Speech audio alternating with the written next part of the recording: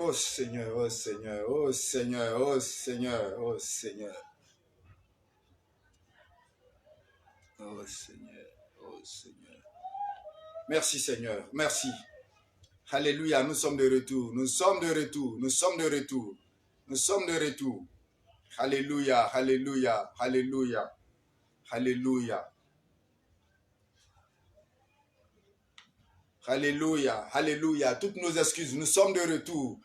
Ah, c'est les appels, c'est les appels. C'est pas pourquoi c'est ces moments que les frères et les sœurs choisissent pour pouvoir appeler. Mais bon, voilà, nous avons été interrompus et nous reprenons. Nous reprenons à partir des types d'offrandes. Nous reprenons à partir des types d'offrandes. Rapidement. Nous reprenons à partir des types d'offrandes. S'il vous plaît, nous sommes en direct. Ce n'est pas la peine de nous appeler. Laissez-nous finir. Après, nous pourrons discuter. Que Dieu vous bénisse. Je reprends le direct. Je reprends les types d'offrandes rapidement.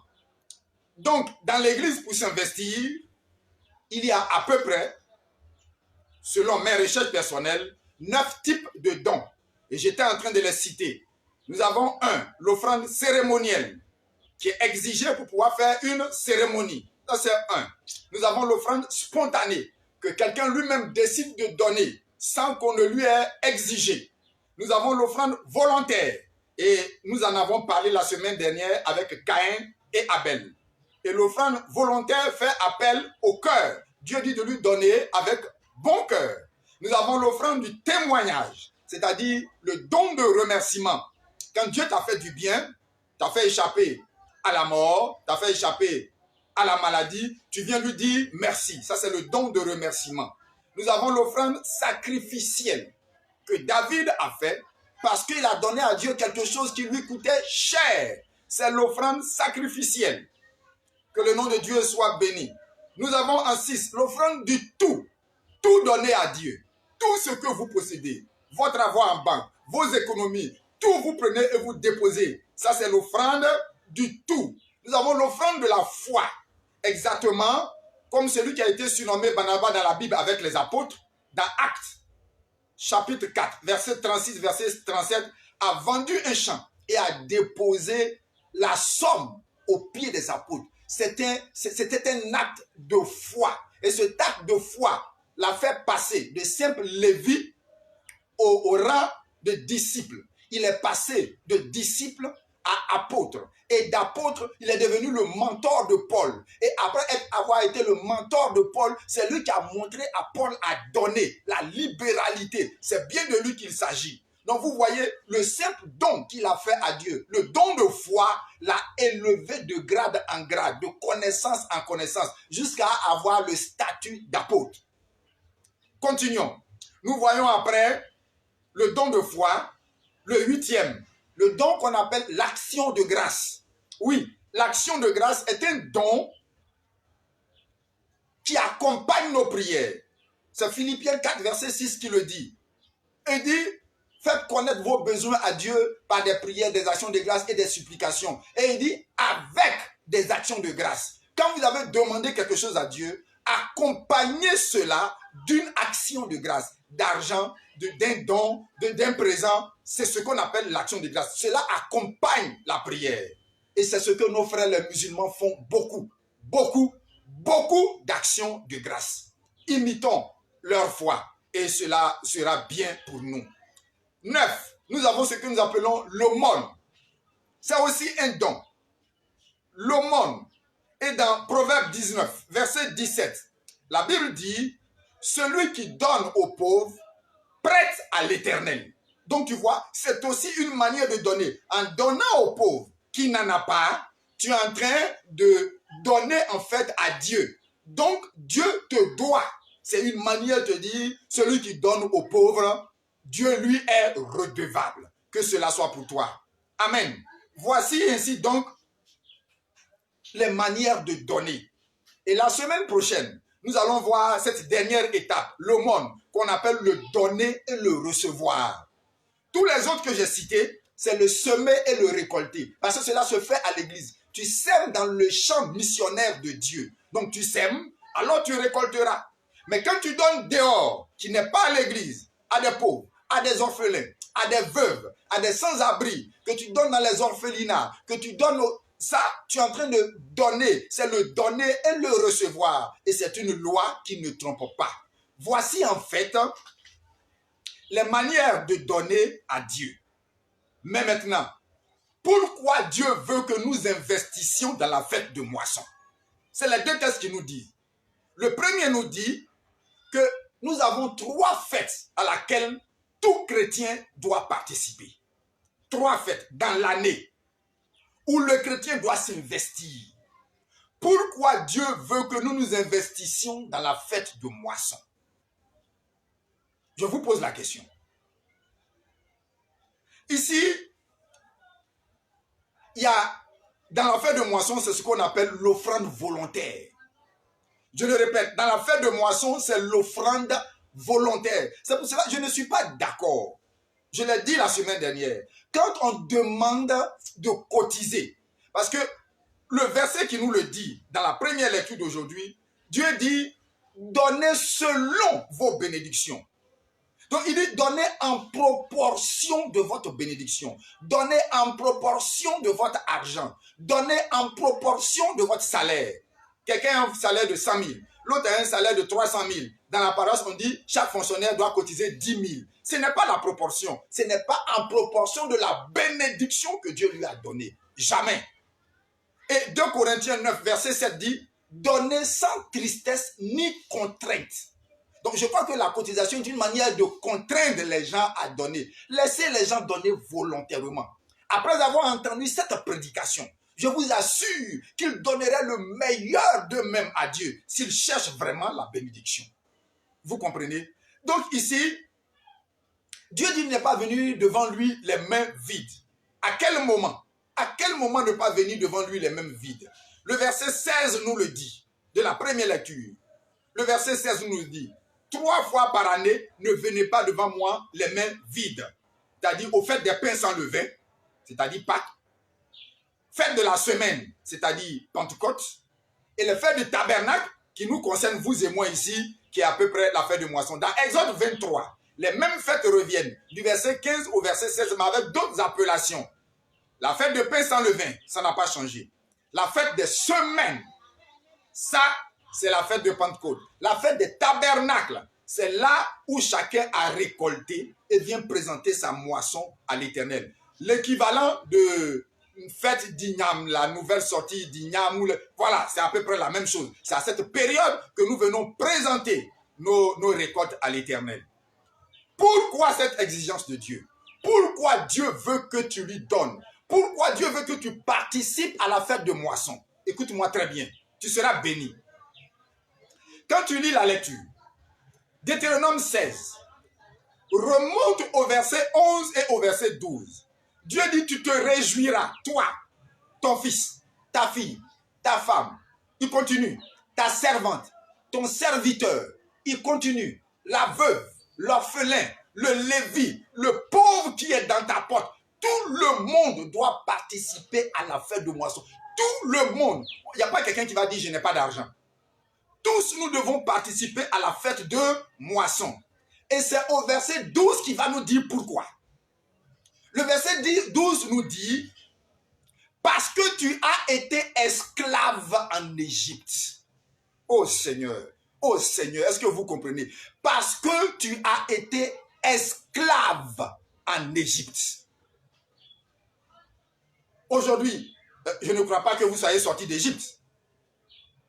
Personne n'est sorti de l'Égypte. Donc on ne parle pas de l'esclavage de l'Égypte.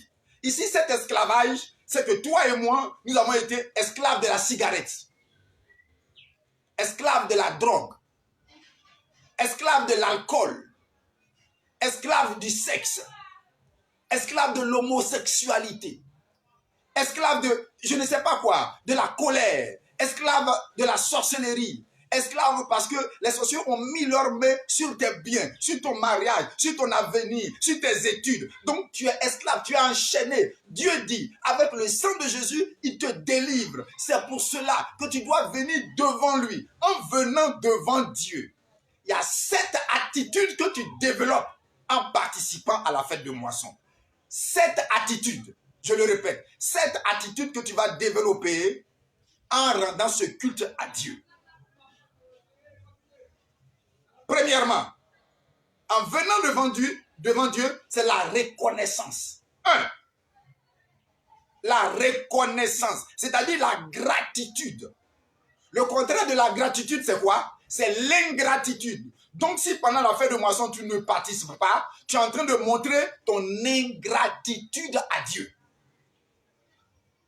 Participer à la fête de moisson, c'est montrer ta gratitude parce qu'il t'a délivré de l'esclavage. Il a envoyé son fils unique, Jésus, mourir pour toi et pour moi à la croix du Calvaire, pour me sauver, afin que je change de vie. C'est pour cela qu'il dit, montre-moi de la reconnaissance pendant les fêtes.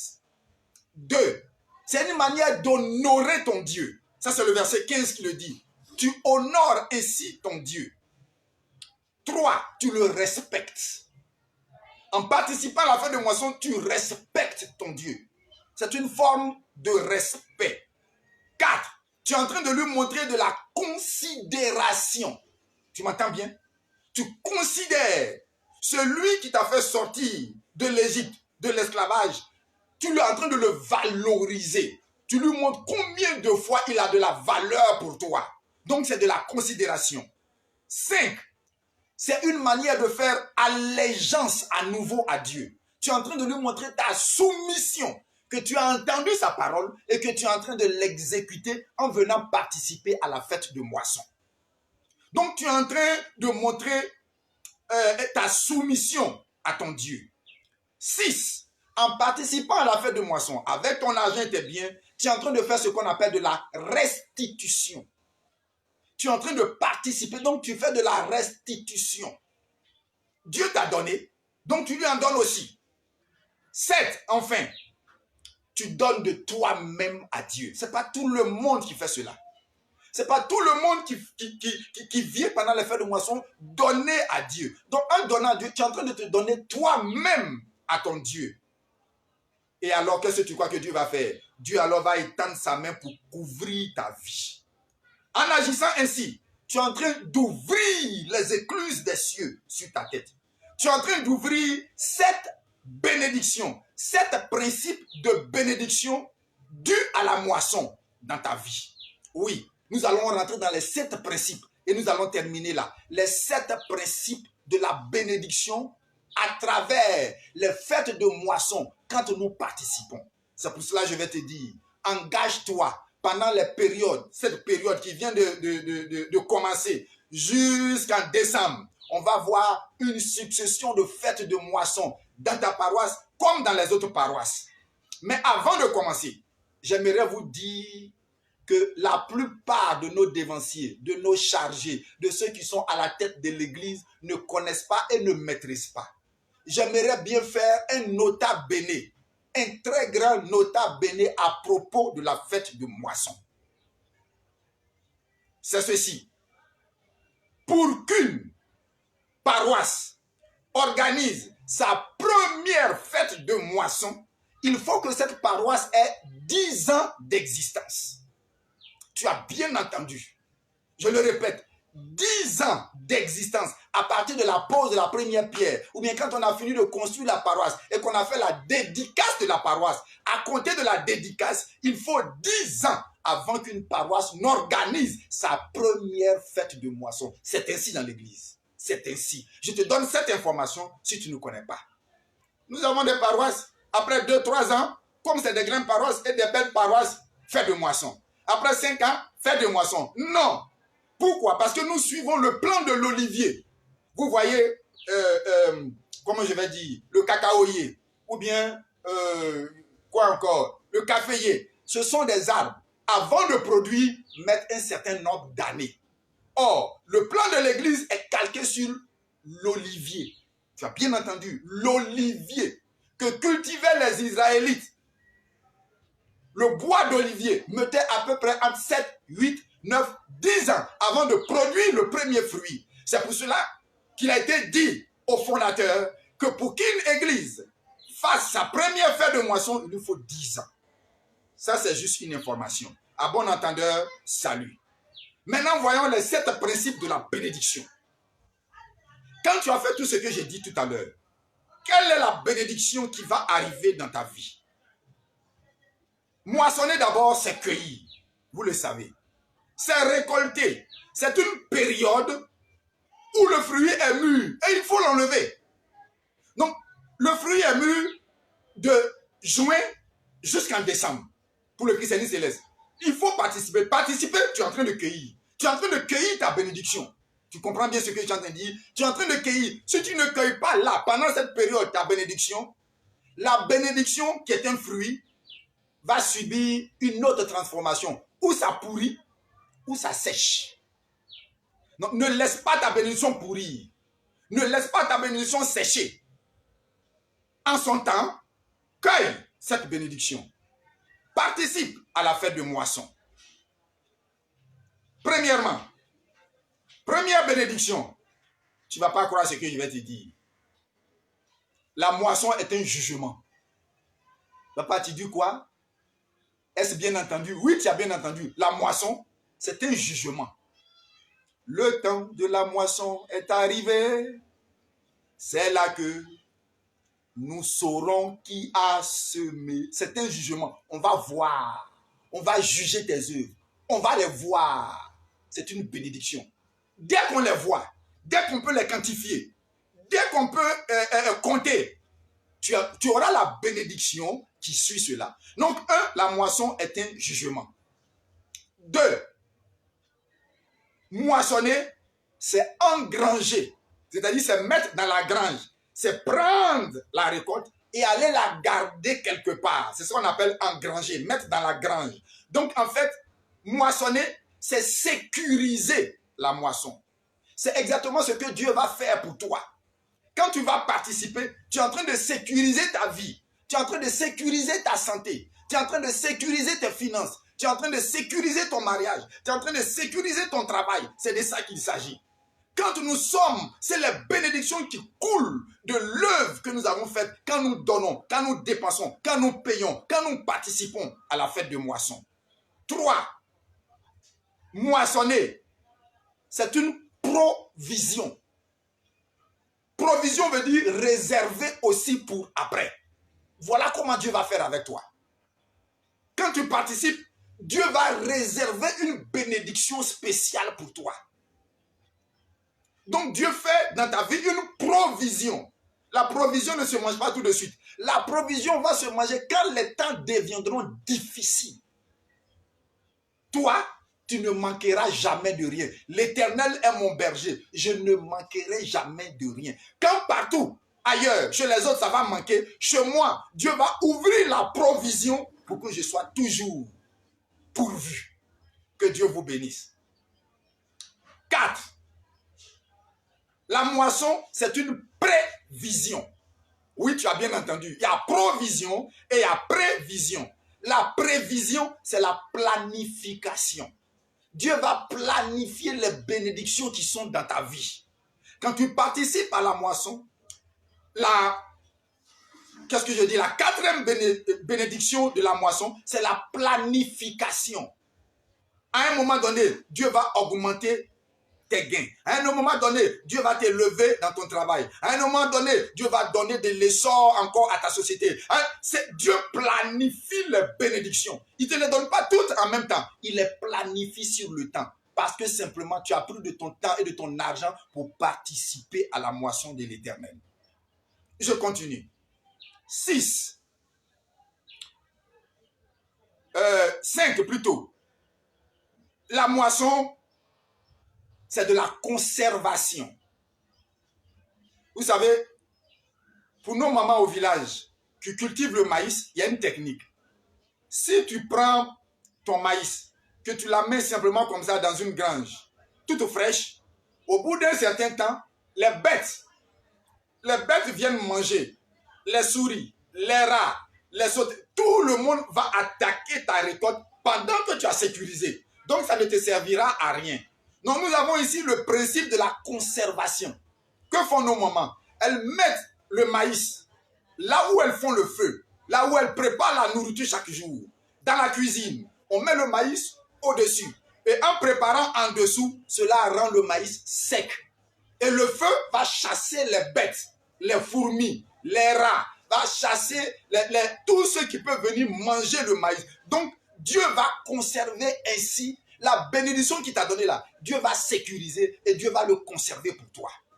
Voilà une des bénédictions qui découle de la moisson. 6. La moisson, c'est que tu es déjà en train de penser à ton futur. Quand quelqu'un est en train de moissonner, de cueillir, d'enlever sur l'arbre, il pense déjà au futur. Il prévoit. C'est quelqu'un de prévoyant. Pour ne pas qu'il soit surpris par la disette, surpris par la famine, surpris par le malheur. Donc, la moisson veut dire futur. C'est comme ça que Dieu sécurise ton futur, ton avenir, afin que demain, tu ne grinces pas des dents. Ça aussi, c'est une bénédiction qui découle de la moisson. 7e et dernière bénédiction qui découle de la moisson, c'est le recommencement. Donc, quand tu as moissonné, il y a une partie que tu manges, il y a une partie que tu vends, il y a une partie que tu réserves pour réinvestir dans la terre l'année prochaine. Donc, c'est le recommencement, c'est la pérennisation. C'est comme ça que Dieu fait avec toi. C'est ce que Dieu fait de ta vie, de ton argent et de tes moyens. C'est comme ça que Dieu va élever. C'est ce que Dieu va faire avec toi. Donc, voilà les 7 bénédictions qui découlent de la moisson. Donc, vous voyez, quand vous retournez dans Exode 23, vous allez voir naturellement le résultat, les bénédictions, comme ce que je viens de les citer là. Vous allez le voir dans Exode 23, à partir du verset 20. C'est là-bas au verset 16 que Dieu a dit, tu participeras aux 3 fêtes. Fête de Pâques, fête de la Pentecôte, fête de la moisson. N'allez jamais pendant ces 3 fêtes les mains vides devant Dieu. Participez toujours à ces 3 fêtes. Vous savez pourquoi? Exode 23, au verset 20, il dit, j'enverrai un ange pour te protéger sur le chemin que tu vas emprunter pour te faire arriver au lieu que j'ai déjà destiné pour toi. Donc Dieu a déjà calculé une bénédiction. Mais sur le chemin vers cette bénédiction, Dieu va te protéger avec son ange. Amen. Amen. Amen. Verset 20, tu seras protégé par l'ange de Dieu. Verset 25, je bénirai ton pain, je bénirai tes eaux. Tout ce que tu vas manger, tout ce qu'il y aura dans ta maison, ce sera de l'abondance. Dieu le bénira afin que cela apporte du bien-être à tes enfants, à toi et à ta famille. Je continue la bénédiction. Dans le même verset 25, Dieu dit, la maladie s'éloignera de toi. Donc déjà, quand tu enlèves de ton argent, que tu participes à la fête de moisson, tu es en train de prévoir ta santé. Tu es en train de payer pour ta santé. Tu es en train déjà d'éliminer la pharmacie. Tu es en train déjà d'éliminer l'hôpital. Tu comprends? Il dit, je bénirai les eaux. Et au verset 26, il dit, il n'y aura pas de stérilité dans ta maison.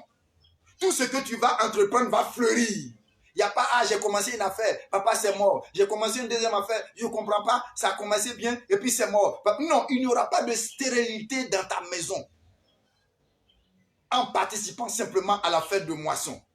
Ensuite, il dit, je te donnerai, je te rassasierai de longs jours. Tu auras la longévité, la santé dans la longévité. Verset 27, il dit, je vais terroriser tes ennemis. Tous les sorciers du village, tous ceux qui sont contre toi, qui viennent contre toi, simplement parce que tu penses à Dieu en participant à la fête, en donnant à manger, en faisant réussir la fête de Dieu. Dieu dit qu'il va terroriser tes ennemis. Il mettra entre tes ennemis et toi une barrière pour ne pas qu'ils puissent t'atteindre. Et enfin, verset 31, je vais agrandir tes limites. Voilà les secrets qu'il y a dans la fête de moisson. Voilà tout ce qu'on vous demande. Pourquoi on vous demande une si grande participation lors de la fête de moisson? C'est pour cela, je vous invite, frères, sœurs, dévanciers, pères, vous tous qui m'écoutez, quand il s'agira de la fête de l'Éternel, soyez réceptifs. N'abandonnez pas les chargés. Écoutez l'appel du président du comité d'organisation de la fête. Participez avec votre argent. Et si tu n'en as pas, participe avec ta vie. Participe en allant au temple, en lavant les soutanes, en balayant le temple, en rangeant les chaises. Participe avec ta puissance de travail. C'est une autre manière de participer aussi à la fête de moisson. Que Dieu vous bénisse. Que Dieu bénisse votre compréhension. Que Dieu vous aide à participer à la fête afin que les bénédictions que nous avons citées ici soient votre partage. Au nom de Jésus. Amen. Merci de nous avoir écoutés. Je voudrais rebondir tout de suite, comme il ne reste pas beaucoup de temps. J'ai dit 1 heure de temps. On a déjà été coupé pendant près de 5 minutes. J'aimerais rebondir encore directement sur les lectures du Saint-Siège. Oui, les lectures du Saint-Siège. Les lectures du Bénin, pendant que la musique passe un peu, je vais les dire directement, se trouve dans Jérémie 8, des versets 4 à 13. Et Matthieu 21, du verset 28 au verset 32. Dans ces deux textes, on nous parle, c'est le comité liturgique du Bénin qui a déjà intitulé les textes « Sachons-nous relever quand nous tombons ?» Ah Seigneur, il dit « Sachons-nous relever quand nous tombons ?» C'est très important. Le problème est simple. Quand vous lisez les deux textes, on nous parle directement de la conversion. C'est simple, on nous parle de la conversion. D'abord au verset 4, Jérémie pose le problème. Il dit, est-ce qu'un homme tombe sans se relever? Donc il pose cela comme théorème.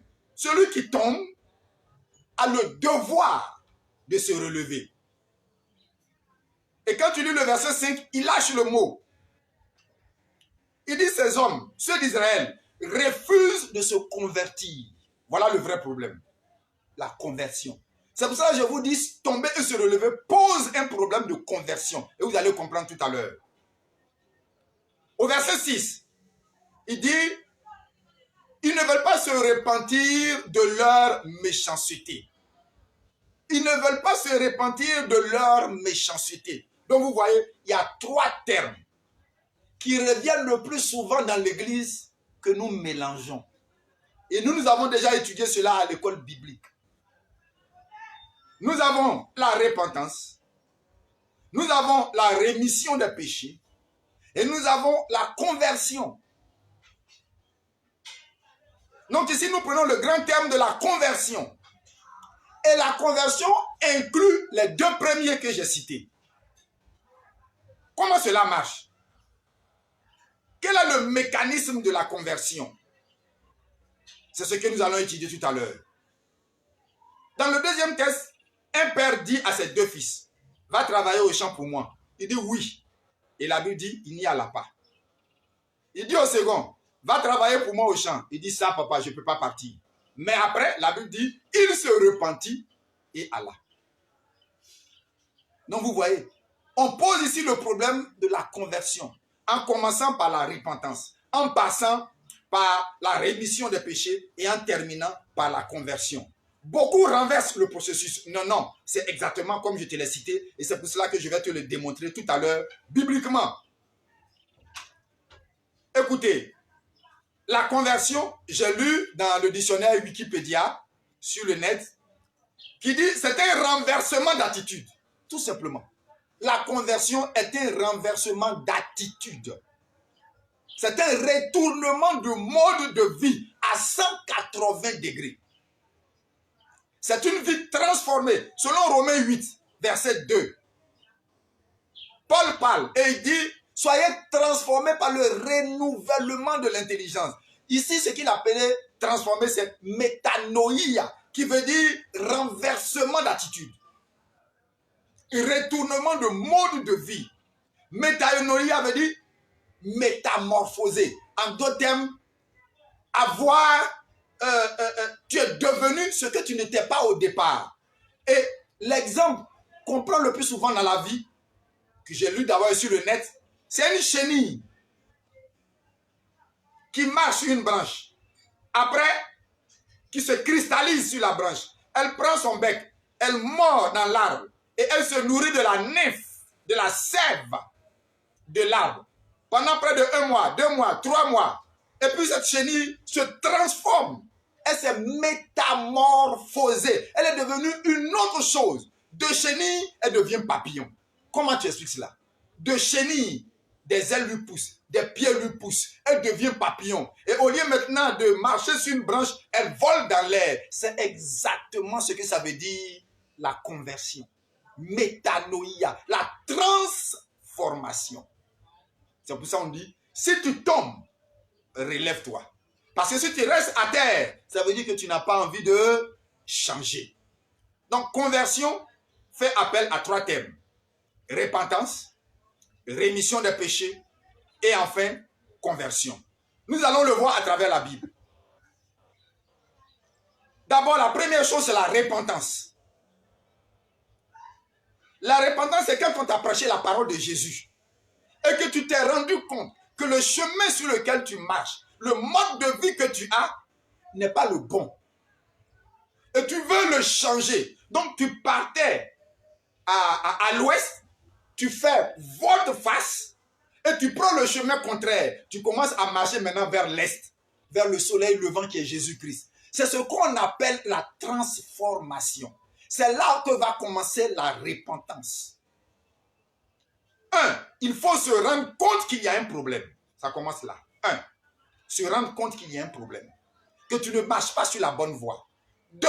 Que le problème vient de ta manière de vivre et non pas de quelqu'un d'autre. Ça, c'est la deuxième manière. 3. Il faut désirer changer.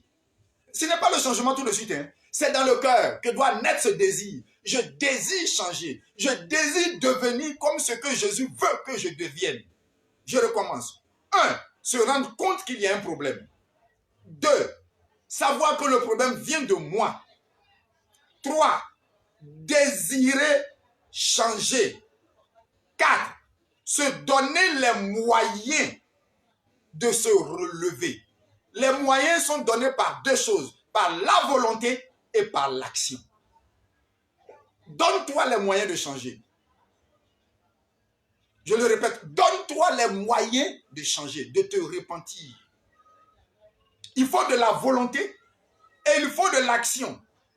Je l'ai tiré simplement dans le livre de Luc 15, à partir du verset 11. C'est Jésus qui est en train de raconter l'histoire du fils prodigue. Vous le connaissez. Celui qui a dit à son père, donne-moi la part qui me revient. Et on lui a donné. Et la Bible dit qu'il est parti aller vivre. Il a dépensé tout son argent avec les prostituées. Il a dissipé tous ses biens. Et quand l'argent est fini, il est devenu esclave dans la maison de quelqu'un pour travailler. Et il donnait à manger au porc. Et vous savez que le juif, par nature, l'animal qu'il redoute le plus, c'est le porc. Donc, travailler aux côtés du porc, tu travailles avec Satan. Voilà ce que ça veut dire. Tu travailles avec ce que tu n'aimes pas. Même ton totem, tu vas manger. Quand tu rentres dans un esclavage, ce que tu n'as jamais pensé faire, tu vas le faire. Et cet esclavage, c'est quand tu es tombé avec la boisson, tombé avec l'alcool, tombé dans le sexe, tombé dans l'homosexualité, tombé dans le vol, tombé. C'est de ça qu'il s'agit. Tu travailles avec ton ennemi désormais. Tu es l'esclave de celui-là. Et il donnait à manger aux porcs. Et il voulait même se nourrir de ce que les porcs mangeaient. Mais on lui dit, cela ne t'appartient pas. Tu n'as pas le droit. Regardez ce que cet enfant a fait. On dit, il rentra en lui-même. Ça, c'est le verset 17 qui le dit. Il rentra en lui-même. Donc, il s'est rendu compte qu'il y a un problème. 1. Deuxièmement, il a vu que c'était lui-même le problème. Que le chemin qu'il a choisi n'était pas le bon. Il dit, je vais me lever et j'irai vers mon Père. Donc, il désire changer. Qu'est-ce qu'il a fait? Il y a mis de la volonté. Il a mis de l'action. Quand le matin est arrivé, il a abandonné tout. Il n'a même pas dit au revoir à son employeur. Il a pris le chemin retour vers son Père. Donc sa volonté s'est mise en marche. Avec la volonté, l'action a accompagné. Voilà comment cet enfant s'est repenti. Et c'est ce qui est arrivé à toi et à moi quand nous avons accepté Jésus. Nous nous sommes repentis de notre mauvaise manière de marcher. Et on a décidé de donner notre vie à Jésus pour marcher avec lui en nouveauté de vie, dans une nouvelle vie. Mais cette nouvelle vie commence où? Ici, dans le renouvellement de l'intelligence. Si tu n'as pas calculé ce que tu vas faire, si tu ne sais pas comment tu vas t'y prendre, si tu ne sais pas ce à quoi tu t'attends, c'est que tu marches en vain. Tu vas faire retour, tu vas faire un chemin retour vers ce qu'on dit, le chien a vomi et il est retourné à son vomissement. La mentalité, tout commence dans la tête, tout commence par le changement, tout commence par la vision. Qu'est-ce que tu veux? Qu'est-ce que tu vois? Qu'est-ce que tu espères? Qu'est-ce que tu cherches? Tout commence ici, le renouvellement de l'intelligence. Après maintenant cette phase de repentance, où il est rentré en lui-même, la Bible dit au verset 21, Luc 15, cet enfant est arrivé chez lui à la maison. Maintenant, il va se confesser.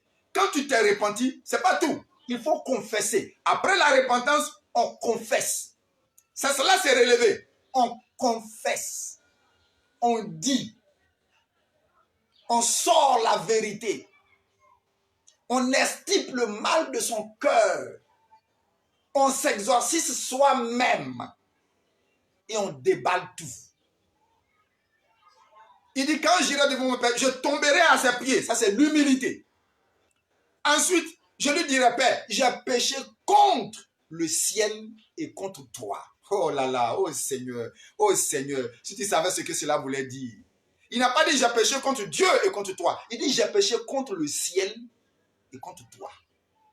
Tu ne comprends pas, je vais t'expliquer. Sois à l'aise. Calme-toi très bien. Calme-toi, je vais t'expliquer. Quand il dit, j'ai péché contre le ciel, et toi, mon Père, il dit, j'ai péché contre une loi spirituelle. Le ciel est une loi. C'est une loi spirituelle. Donc, il y a des lois spirituelles que nous ne devons pas enfreindre. Dès que tu enfreins à cette loi spirituelle, le ciel se ferme sur toi. La pluie ne tombe plus dans ton jardin, dans ton champ, dans ta maison, c'est fini. La sécheresse va commencer à venir. Il y a des péchés qu'il faut se garder de commettre. En les commettant, tu fermes le ciel. C'est pour ça que cet enfant dit, j'ai péché contre le ciel et contre toi. J'ai péché contre ton autorité. Je me suis levé contre ton autorité. Tu es mon père, mais je ne t'ai pas honoré comme mon père. Ça, c'est péché contre le ciel. Donc, il est en train de confesser. Il dit de sa bouche son erreur. Au verset 21 de Luc 15. Alors, en fin de compte, il va se convertir. Qu'est-ce que son père dit? Regardez ce qui s'est passé. Il vient de la porcherie, tout sale. La sueur de la marche est encore sur lui. Son père n'a pas dit envoyer de l'eau pour le laver. Lisez, relis. Son père n'a pas dit envoyer de l'eau pour le laver. Son père dit envoyer la plus belle robe et revêtez-le. Donc, en dessous de la robe, il y avait quoi? Il y a sa pourriture. En dessous de sa robe, il y a quoi? Il y a la saleté. En dessous de la robe, il y a quoi? Il y a la sueur. Donc, Dieu couvre nos péchés. Quand Dieu te voit ainsi, tout de suite, il t'habille pour ne pas que l'ennemi, pour ne pas que Satan, pour ne pas que les gens veulent se moquer de toi, te montrer encore du doigt. Dieu cache ta nudité, cache ta saleté directement. Dieu est en fait en train de te couvrir. Que cela soit pour toi et pour moi, dans notre mouvement de conversion et de repentance devant lui. Donc voici cet enfant qui est arrivé devant son père et qui se confesse. Maintenant, il est habillé d'une tunique. De la tunique de quoi? De la tunique de prince. De la tunique de roi. De la tunique du fils ayant droit.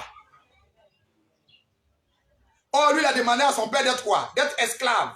D'être comme un boy dans la maison. Un esclave dans la maison. Un serviteur dans la maison. Son père dit, c'est pas ta place. Ta place, c'est de commander. Ta place, c'est d'être prince. Ta place, c'est d'être au sommet. Voilà comment Dieu va élever en lui donnant l'habit. Et il s'est habillé de cet habit. Donc vous voyez, d'esclaves en train de servir les portes dans une porcherie. il change complètement de statut, il redevient prince. Voilà ce qu'on appelle la conversion. La conversion, c'est un changement de mentalité radical. Il ne va plus réfléchir comme un serviteur. Il va réfléchir maintenant comme un prince, celui qui donne des ordres. A contrario, réfléchis. Il regarde son frère aîné. Quand son frère aîné est arrivé et qu'il a entendu les bruits de réjouissance, il n'a pas voulu rentrer à la maison. Ça, c'est la mentalité d'un serviteur. C'est la mentalité d'un esclave. Le fils aîné est fâché, non pas contre le fils, contre son père. Et c'est son père qui est sorti. Je te rappelle que c'est le père qui est sorti pour prendre le fils prodigue. C'est le même père qui est sorti, aller à la porte, aller chercher le fils aîné. Il dit mon fils. Il n'a pas dit mon fils, il dit mon enfant. C'est là la différence. Pour le fils cadet, il a dit mon fils était perdu et retrouvé. Pour le premier fils, il n'a pas dit le fils, il dit mon enfant. Quand tu es enfant, c'est que ta mentalité c'est comme ça. C'est petit comme ça. C'est petit comme ça. Quand tu es fils, on te redonne ton statut. Donc tu as envie d'être enfant ou fils. C'est à toi de décider. Si tu tombes, relève-toi. Si tu tombes, relève-toi. Si tu tombes, relève-toi. Pour avoir la mentalité de fils. Donc il fait rentrer le fils aîné et lui dit, reviens. Reviens à la maison. Tu es toujours avec moi. Le fils aîné avait une mentalité de serviteur. Il dit, père, je t'ai servi pendant des années. Tu ne m'as même pas regardé. Tu ne m'as même pas donné un chevreau pour me réjouir avec mes amis. En fait, ce fils attendait quoi? Il attendait de la reconnaissance. Il attendait que son père le remarque. Oh, il y a beaucoup de gens comme ça dans l'église. Il y a beaucoup. Ils attendent qu'on remarque leurs œuvres. Ils attendent qu'on les voit. Ils attendent qu'on dise, celui-là, il travaille bien. Ils attendent que moi, depuis ici, le chargé ne m'a pas encore envoyé à l'onction. Non. Il dit, tu n'avais pas besoin de... Il y a des choses qu'on ne demande pas. Dieu t'a donné tes dons, des dons pour travailler. Et tu attends la permission de Dieu pour travailler. Il dit, je te l'ai déjà donné. Valorise. Le fils aîné était plus esclave que son petit frère. Plus esclave que son petit frère. Je le répète, plus esclave que son petit frère. Il n'avait pas compris. Il a la mentalité. Et son père lui dit, c'est à toi. Si tu avais tué, j'allais te dire quoi? Rien, c'est pour toi. Tu attends que je reconnaisse d'abord ton travail. Voilà de quoi il s'agit dans ces deux textes. La conversion. La conversion. La conversion. À ce stade, Romains 12, 2, 3, c'est le renouvellement de l'intelligence. Maintenant, quand tu regardes, renouvellement d'intelligence, renouvellement de vie, renouvellement de mentalité, produit un nouveau résultat. C'est un nouveau résultat. Et dans Luc 22, à partir du verset 32, c'est Jésus qui enseigne et qui parle. Lis et tu comprendras. Quand je repars aussi dans Proverbe 24, verset 16, 7 fois le juge tombe, 7 fois il se relève. 7 fois le juste tombe. Remarque bien, le juste. Le juste, on dit bien le juste. C'est le juste qui tombe et qui se relève. Le serviteur ne se relève pas. Mais celui qui est juste tombe et il se relève. C'est-à-dire il se rend compte de sa faute. Cela est arrivé à qui? C'est arrivé à David. Dans 2 Samuel 12, verset 7. Il a pris la femme de Uri. Il a fait tuer Uri. Il a pris la femme de Uri. Elle est tombée enceinte. Et il a caché la grossesse. Il a caché la femme dans sa maison. Jusqu'à ce que le prophète vienne le trouver. Un homme avait une brebis. Il entretenait sa brebis. Un deuxième avait 10 000 brebis. Il a laissé ses 10 000 brebis. Il a pris la seule brebis du pot. Il a tué, il a mangé. David dit, envoyez-moi cet homme. Il mérite la mort. Vous voyez? Sans savoir lui-même, il a déjà jugé. Et le prophète lui dit, c'est toi cet homme. Cet homme-là, c'est toi. Qu'est-ce que David a fait? On dit David s'est humilié. Il s'est mis à genoux. Il a demandé pardon sur place à Dieu. Et après sa repentance, il a demandé la rémission des péchés. Non seulement pour lui, mais pour l'enfant qui venait de naître et qui était en train de mourir. Quand l'enfant est mort, il s'est relevé. Il a changé complètement de vie. Mais il a fait quelque chose d'extraordinaire. La femme qui lui a créé problème, qui a fait qu'il a failli perdre son trône, il ne l'a pas rejeté. Comme c'est à cause de lui que la femme a perdu son mari, il a pris cette femme et il l'a épousée. Il a régularisé la situation de la femme. Et c'est cette femme qui a mis au monde Salomon, qui est devenu son successeur. C'est ce qu'on appelle en fait la restitution. Dans Luc 19, verset 8, il a fait de la restitution. La conversion fait appel à la restitution des choses. Si tu as gâté quelque chose, tu dois aller le réparer. Si tu as pris quelque chose quelque part, maintenant que tu es devenu, tu dois aller le rendre. C'est exactement comme Jassé. Il a dit à Jésus, si je donne la moitié de mes biens aux pauvres, et si je fais tort à quelqu'un, je le lui rends 4 fois. On appelle ça la restitution. Pourquoi? Parce qu'il a changé de manière de vivre. Il a changé du tout au tout. Jassé s'est converti directement. Si tu tombes, lève-toi. Ne reste pas couché. Oui, Dieu n'est peut-être pas content à cause de ton péché sexuel, de la boisson, ou de la drogue, ou de l'homosexualité, ou des erreurs que tu as bien pu commettre. Dieu attend simplement ton retour, que tu reconnaisses ton tort et que tu reviennes à lui. C'est vrai, si Dieu est fâché, la Bible dit Dieu châtie celui qu'il aime, mais il ne désire pas sa mort. Dieu ne va pas te tuer. Au contraire, c'est une manière de te relever. Dieu a un autre plan pour toi, mais il doit te relever par la chicotte qui lui appartient. Frère, ne sois pas découragé, ne sois pas déçu, ne sois pas abattu. Si tu es dans l'erreur, si tu es dans le péché, reconnais ton tort. Reviens à Dieu, car le juste tombe 7 fois, mais 7 fois, il se relève. Que la grâce et la paix de Dieu soient avec vous. Soyez bénis au nom de Jésus-Christ.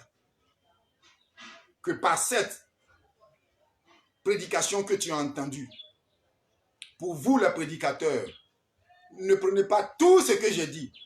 Prenez 1, 2, 3 points tout au plus pour le développer, afin de pouvoir nourrir le peuple céleste demain dimanche. Pour ma part, ce que Dieu m'a enseigné, c'est ce que je viens de faire. Soyez bénis, afin que moi aussi, j'obtienne la bénédiction de ce travail. Que la paix, la grâce, la faveur de Dieu soit avec chacun de nous. Au nom de Jésus-Christ. Amen.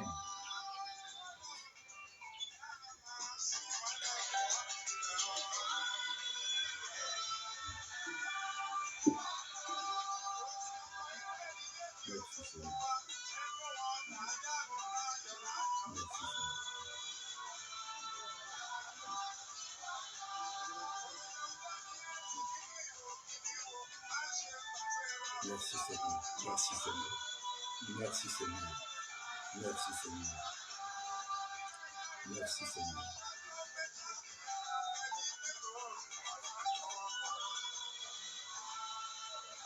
Merci Seigneur.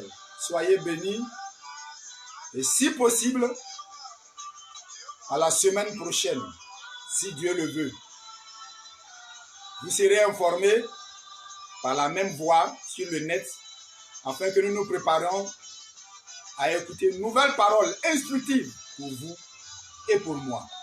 Soyez bénis au nom de Jésus. Amen.